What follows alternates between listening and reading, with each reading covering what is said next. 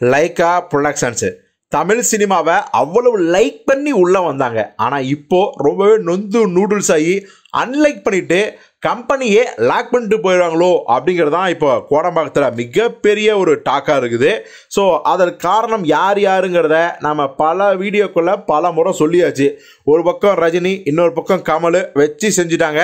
போதா வரைக்கும் பார்த்தீங்கன்னா நம்ம நடிப்பு நாயகன் சூர்யாவோட காப்பான், தல அஜித்தோட விடாமுயற்சி இதெல்லாமும் வச்சு செஞ்சாங்க லைக்காவை. ஸோ இப்போ விரக்தியில் போயிட்டு இருக்கும்போது நம்ம சூப்பர் ஸ்டார் ரஜினி அவர்களுக்கு ஏதோ மனசாட்சி உலுக்கி இருக்கும் போல. என்னதான் இருந்தாலும் நம்மளுடைய படங்கள் 2.0, அதுக்கப்புறம் பார்த்தீங்கன்னா தர்பார், லால் சலாம், பேட்டையன், இப்படி அடி மேலே அடி வாங்கியிருக்காங்க லைக்கா. ஸோ மற்ற ஹீரோக்கள் பண்ணுறாங்களோ இல்லையோ நம்ம லைக்காவுக்கு கண்டிப்பாக உதவிக்காரர் நீட்டணும் அப்படி முடிவு பண்ணிக்காரு.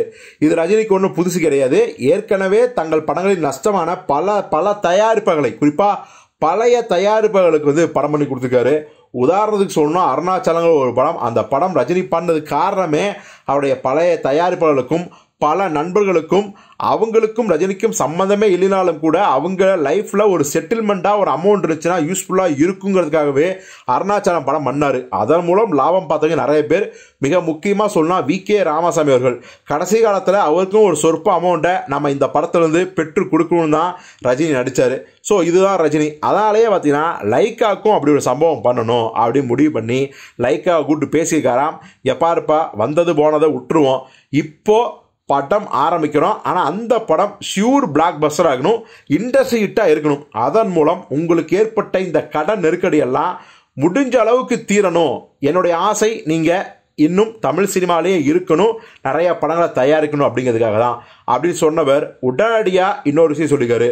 So sure black Bastar industry hit ஆகணும் அப்படின்னா இப்போ பீக்கில் இருக்கிற ஒரு இயக்குனர், குறிப்பாக பக்கா கமர்ஷியல் இயக்குனராக இருக்கணும்.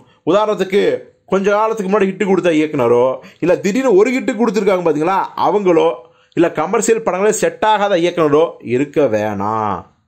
எப்படி ஒரு கார்த்திக் சுப்ராஜ் பேட்டை கொடுத்தாரோ, நெல்சன் ஜெயிலர் கொடுத்தாரோ, லோக்கி இப்போ கூலி கொடுத்தாரோ, அந்த மாதிரியான கரண்ட்டில் 2க்கும் மேற்பட்ட வெற்றி படங்களை கொடுத்த இயக்குனராக இருக்கணும்னு நம்ம ரஜினி அவர்களே சொல்லிட்டாரா. ஸோ ரஜினியோட இந்த ஒரு தன்மையால் லைக்கா ரொம்பவே மனம் குளிர்ந்து போயிருக்காராம்.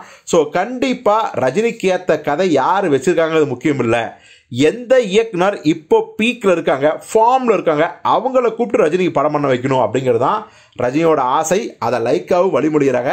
ஸோ விரைவில் இந்த கூட்டணி அறிவிப்பு வெளிவரப்போகுது. கரெக்டாக நம்ம சூப்பர் ஸ்டார் ரஜினி கூலியை முடிச்சிட்டாரு, ஜெயிலர் 2 ஆரம்பிச்சாரு. இன்னும் ஒரு 3-4 மாதத்தில் ஜெயிலர் 2 முடிஞ்சிடும். கரெக்டாக லைக்கா ப்ரொடக்ஷனில் அடுத்த படத்தில் நடிக்க போகிறார். ஸோ ரஜினியை இப்போதைய சுச்சுவேஷனில் எந்த இளம் இயக்குனர் டைரக்ட் பண்ணால் அந்த படம் மிகப்பெரிய ஹிட் ஆகணும்னு நீங்கள் நினைக்கிறீங்களோ அந்த இயக்குனர் பேரை கமெண்ட்டில் சொல்லுங்கள்.